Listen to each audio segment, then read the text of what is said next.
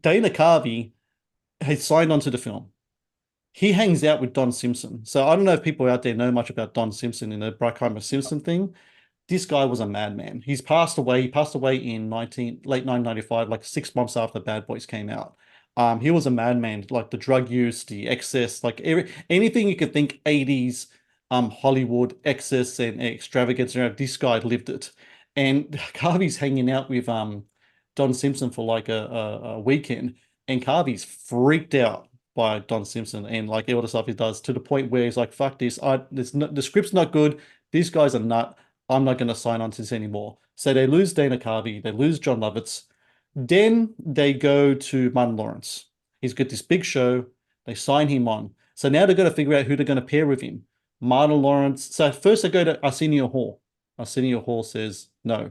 And he says it's the biggest regret of his career back then. Again, I can imagine why would have Yeah. been a big role for him. Martin Lawrence wanted Eddie Murphy. He turned it down. They're looking at Wesley Snipes. He turned it down.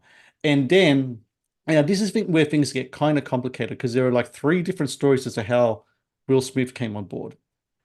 So the Martin Lawrence story is that his sister says to him, "Hey, there's this show called Fresh Prince of Bel-Air. You should watch it. I think he'll be really good to work with."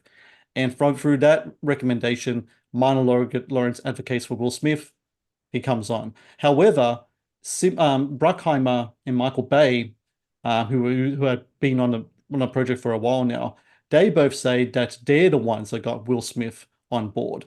So there's a little bit of jockeying back and forth as to the credit of who got him on board. But either way, it works magically because you say chemistry is the key here. And I think when it comes to buddy cop movies, that's the number one thing you need to have. This particular film, this is where we see a younger Yes. buddy cop duel compared to the other ones. Another 40, we got 48 hours, they were already, Nick Nolte was really old. Even at that time, he was old. Lethal Weapon, Danny Glover was the old one.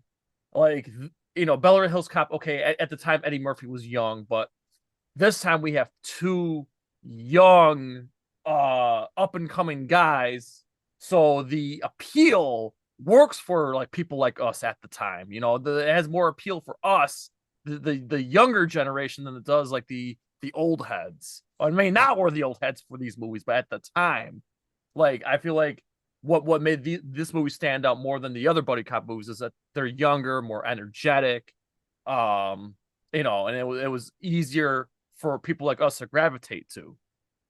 Thank you for watching the Matt's Movie Reviews channel. Please subscribe for more reviews, podcast interviews, and exclusive content.